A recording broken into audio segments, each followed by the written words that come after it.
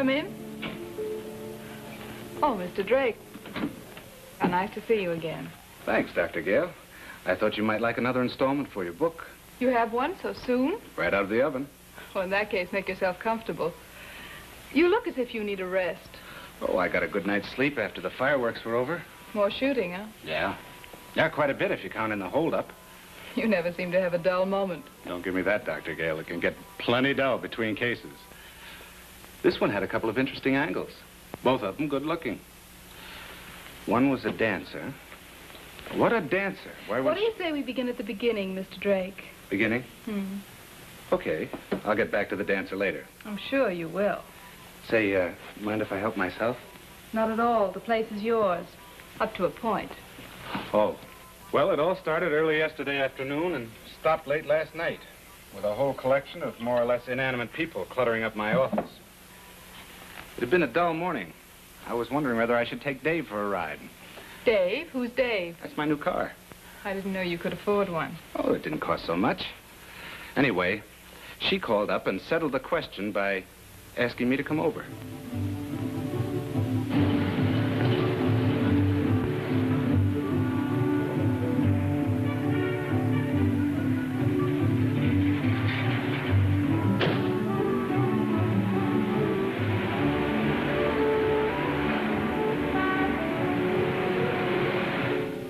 Quite a joint, all right. And she was as sleek as a town and country with the top down. Besides which, the look she threw me from those narrow greenish-colored eyes made me glad I'd shaved and put on my other clean shirt. Finally, she spoke. Mr. Drake? Yes? I'm Mrs. McElvery. Won't you sit down?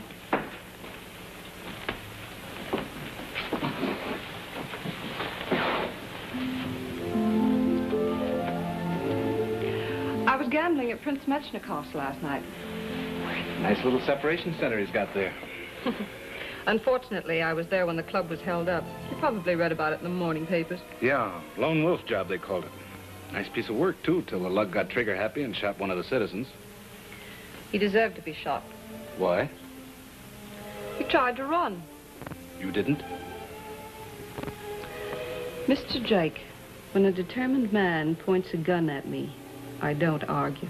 I'll remember that. One of the players had just cashed in for $70,000. He was smart. He didn't argue either. How much did you lose? In my case, it was a diamond watch, and I want it back. Were you at Metchnikoff's with your husband? No.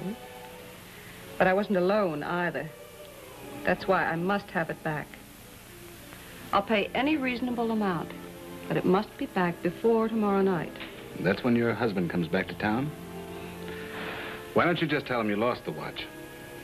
I'm not asking for advice, Mr. Drake. I want to hire you to recover my watch. Can you do it? What's the ticker worth? $1,200. Probably be up to $3,000 or $4,000 by now. If I send a feeler out for it, the heist guy will know you want it bad. Up goes the price. I'll pay it. And by the way, my fees are $50 a day and expenses. Make it 100. If I'm going to be held up again, you might just as well get some of it, too. Where do I collect? My number is Arizona 7, 2882. Don't bother writing it down. Just ask for Mrs. McElvery. Do you have a first name, or does one call you Mac for short? Just get my watch. My name is engraved on the back. Also, with love, Arnold. Shouldn't you be starting, Mr. Drake? People who like me call me Eddie. I won't like anybody until my watch is back on my wrist. I can almost hear it ticking.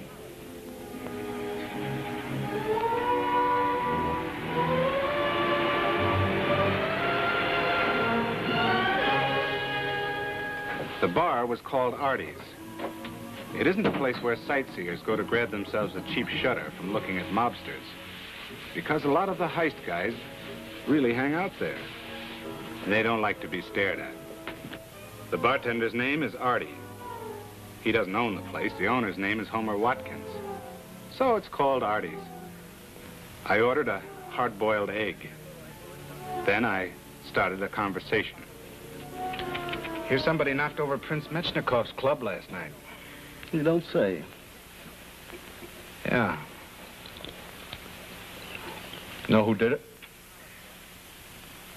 Yeah, I understand it was a guy by the name of Jesse James.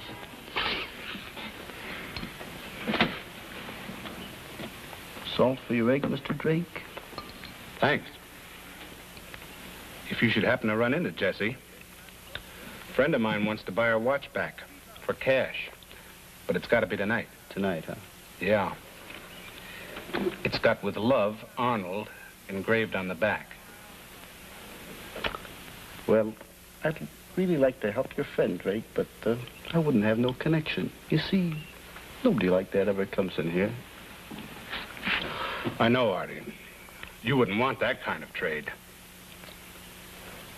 More salt, Mr. Drake. Thanks.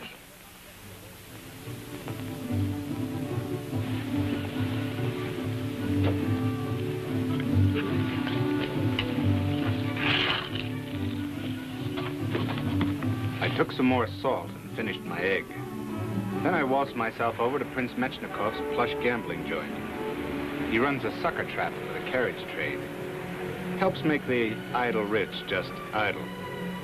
The prince wasn't there. They told me I'd find him at a penny arcade down at the pier. So that was my next stop.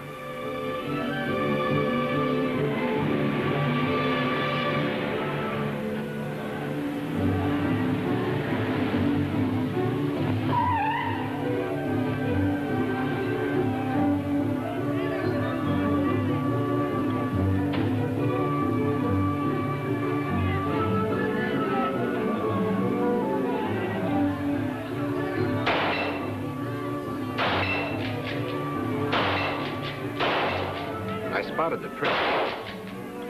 He couldn't be anybody else.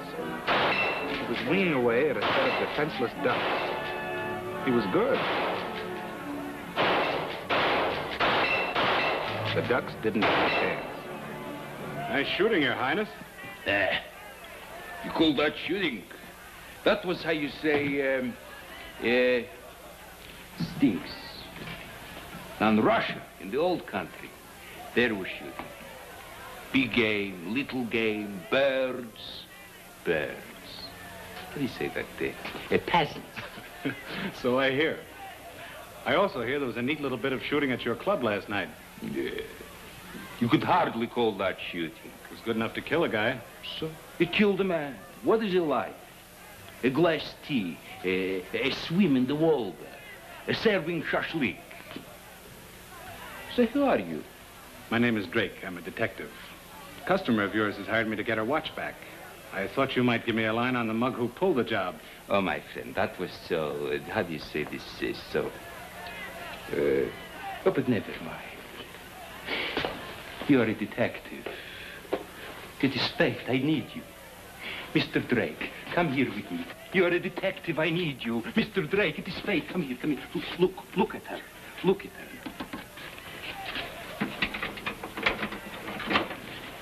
I want you to look at her very closely, Mr. Drake, very closely, at her face. Her face? Oh, yes, her face. I want you to remember that face, Mr. Drake. Why? Because I want you should find for me that girl. I didn't catch that last. I want you should find for me that girl.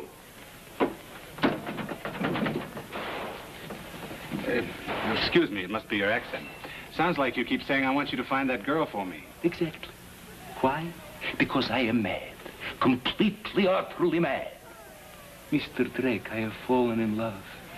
Madly, insanely in love. Each day I come here to look upon her face. Did you ever think of calling up the people that make these things?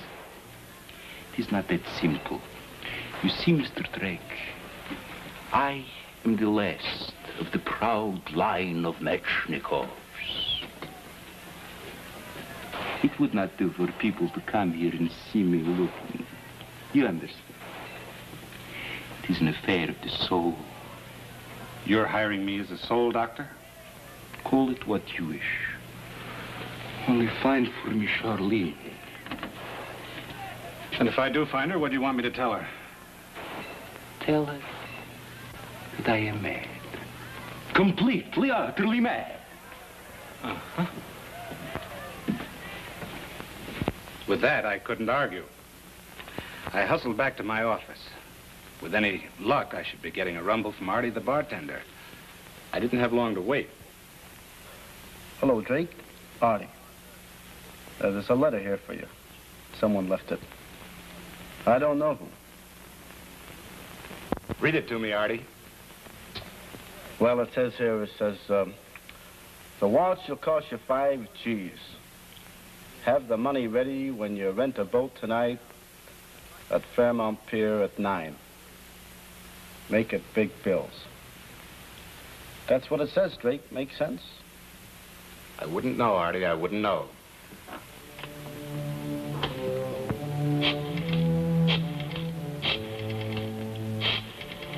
I called Mrs. McElreath. Told her it would cost her $5 grand.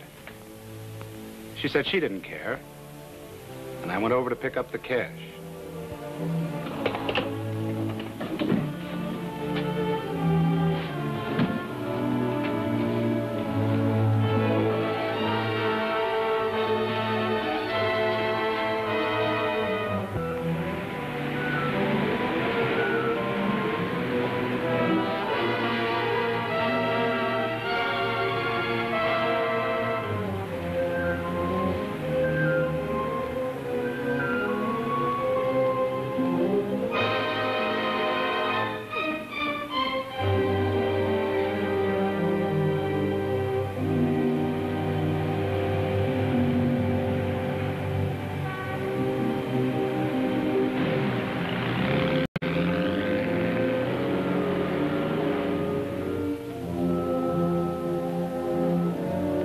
She paid out like a slot machine. With the bills in my pocket, I rented a boat and headed out a little ways.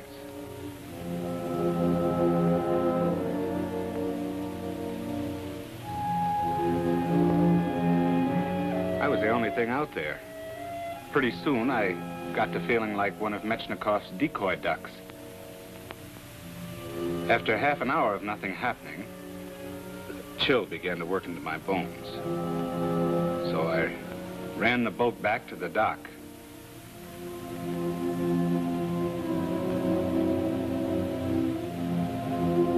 Got my deposit back from the guy that rents them. Here's your change. Thanks. Say, anybody asked for Eddie Drake in the last half hour? Eddie Drake. Eddie Drake. No? Well, thanks again. The scream came from the pier, which is where we headed. There was a boat floating around aimless-like. People in the other boats were staring into it. Then I saw the woman that went with it. It was Charlene, the peep show strip dancer. Charlene would never dance again.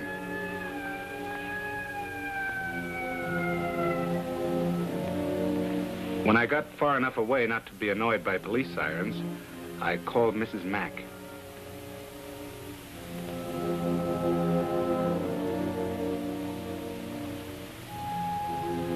I told her to meet me at the Penny Arcade. Said I had something to show her. She hoped out loud it was her watch. Just to make sure she'd hurry over. I didn't tell her any different.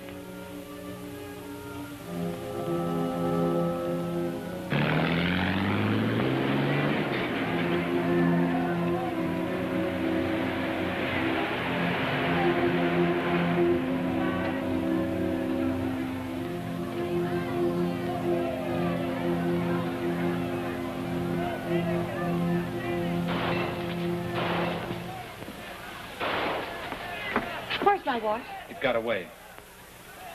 Did you drag me down to this rat trap just to tell me that? No, I want you to take a look at this peep show. Oh, I don't want to look at a peep show. I want my watch. The lady who had it just got stabbed in the back. I want you to take a look at her. In there? In there. In just a minute, I'll see if it's the right one.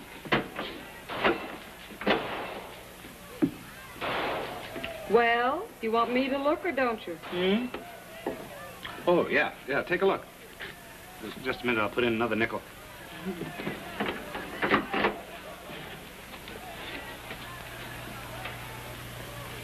Well? I've seen better figures.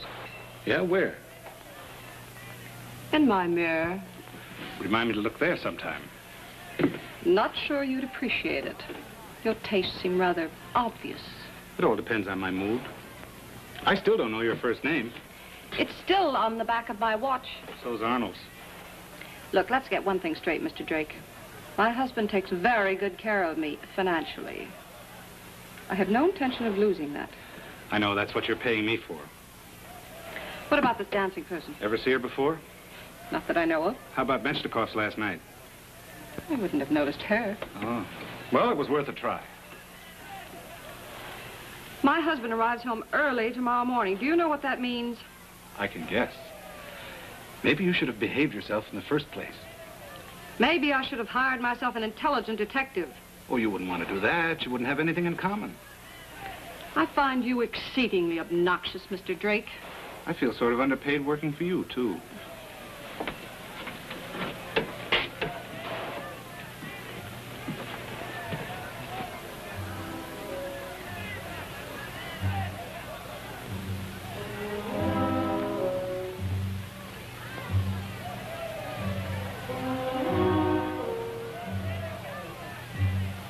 I called Metchnikoff at his club. He was out. No one knew where. I left word for him to call me at my office, and there I went. Waiting impatiently for me was a client. Now just stand steady, mister. I can chop you down with this. With that howitzer, you can chop down an elephant. What are you doing in my office? Hey, you Eddie Drake? Hey, why didn't you say so? I've been waiting for you. Should have brought along a blanket. I'm closed till morning. No, but I've got to talk to you. Not until your enlistment in the artillery expires. Oh, I see what you mean. I'll put it away. Best offer I've had since I got here.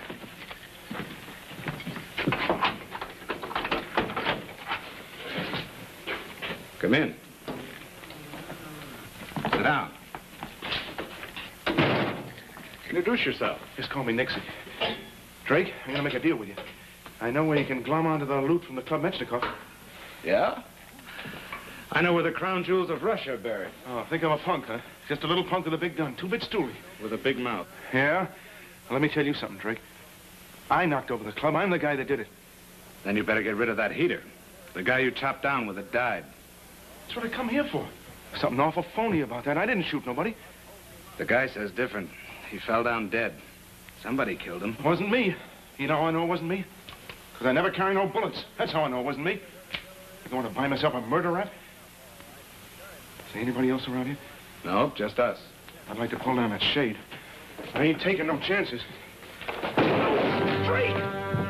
Drake! It had to be a rifle from a roof across the alley. Nixie had died with my name on his lips. But I didn't feel in the mood to get sentimental about it. No bullets. This was a fine time for Nixie to be out of bullets.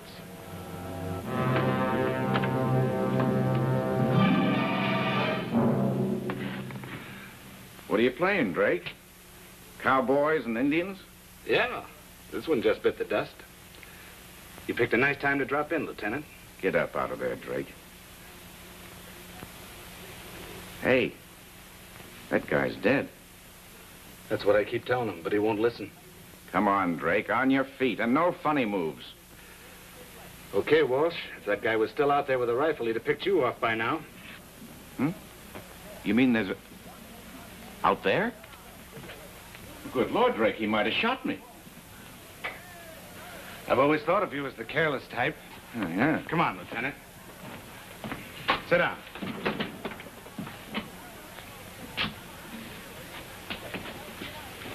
Now, what do you want? You? Didn't know you cared. Yeah, I'm interested in your new hobby, boating. Never touch the stuff. How about tonight in Fairmount Park? The boatkeeper remembers all about you. Did he mention my big brown eyes? You went for a boat ride all by yourself. Well, I wanted to be alone. 2 minutes after you dock, a girl rides in, dead as a mackerel. You put things so delicately, Lieutenant. Now, I'm not saying that you killed her. But now there's this guy. You must be mixed up in it somehow. Sometimes you come up with the strangest notions, Lieutenant. Uh-huh. I got one now. Drake, you better come clean on this case or you're liable to end up on a slab next to that guy Fisk. Who's Fisk? The private eye they knocked off last night at Club Mechnikov. Oh, that one. Hey, wait a minute. Are you sure he was a private eye? Mm-hmm. He came into town just in time to get a bullet in the back. Private eye, shot in the back. Okay, Walsh, watch me go to town. Put it down, Drake. Any talking you do will be to me. I'll need a chorus if you want me to sing. Hello, Mrs. Mack. Drake, could you come down to my office? I've got your watch for you. Mm-hmm. Okay. What's this stuff about a dame and a watch? Stick around, watch me give her the works. Very funny, Drake. I'm in stitches. Who you calling now? The last of a proud line of high heels. Oh, Mechnikov? Drake. Okay, Prince Mechnikov. Listen, Mechie. I want you to come down to my office. I found your girl for you. Want to come down and talk business? I explained as little as possible to Walsh, giving him all the unimportant details. He promised to be good and wait inside while I handled my visitors in the other room. Ah! My friend, I've come here to discuss business. Shall we go into your private office? Sorry, we'll have to talk out here. In there's where I lay out the stiffs. The stiffs? Mm-hmm. There's one in there now. Character named Nixie. Some little punk you hired to pull that phony stick up the night your bank was hit so hard. My friend, you talk in riddles. Act your age, Mechie. He returned the money to you, but he insisted on keeping the jewels. That got you worried. If he was caught peddling the stuff, he'd talk. So when he sent his girlfriend to sell me the watch, you got there first and traded it for a knife. My friend, you're speaking like a fool. I speak like a creditor. You owe me $3 for a new window. That's a bad habit, Mechie. Shooting peasants through windows. Mr. Drake. Oh. Oh, I'm so happy. I believe you know Prince Mechnikov. Okay, Mechie, give the lady your watch. You mean he's the one? Yes, my dear lady. I have your watch.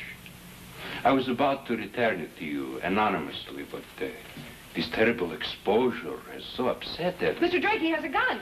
Don't make it any worse, Mechie. You've done enough killing for one night. On the contrary, I now find it necessary to dispose of both of you.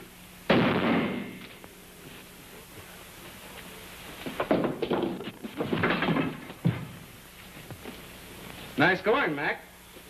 Ruined your handbag, though. Mr. Drake, please give me my watch. I mustn't be involved in this. Let me go. Not right away, lady. I want to tell you something about private detectives. They're targets for everybody. So they pretty much have to look out for each other. What are you talking about? I'm talking about a poor slob by the name of Fisk who was sent to Mechie's club by your husband to get the dope on you. Well, he got it, and you knew it. So during the confusion of the stick-up, you grabbed your chance, just like now, through your handbag. Very bright, Mr. Drake. But not bright enough to get this gun away from me first. I gave it to one private eye. Why not make it a pair? Drake, I don't know why I keep on doing these things for you. What happened to her? She threw a fit like the vicious little tramp she really was. Suddenly remembered and made such an elegant exit. I was sorry she'd never tried the stage. Very interesting from a psychiatric standpoint. Yeah, they're an interesting study. Who? Women. They seem to have a strong fascination for you. That I can't deny, Doctor. Now let's take you, for instance. Not to dinner again. I wasn't thinking of dinner, but it's an idea. All those cadavers haven't spoiled your appetite? On the contrary, it's when the cadaver business is slow that I don't eat. You're priceless, Mr. Drake. I'm so glad to have run across you. Run across me any time, Doctor. I don't mind your heel prints. I'll be right with you. This week's story, Shoot the Works, was written by Jason James, produced by Holland Thompson and Herbert Strock, and directed by Paul Garrison. The players were Lucia Carroll as Mrs. McElreath, Sid Dubin as Artie, Shep Mencken as Prince Mechnikov, Whit Bissell as Nixie, Theodore von Eltz as Lieutenant Walsh, and starring Don Haggerty as Eddie Drake. And Patricia Morrison as Dr. Karen Gale. We'll be back next week, same time, same station, for another episode in The Cases of Eddie Drake.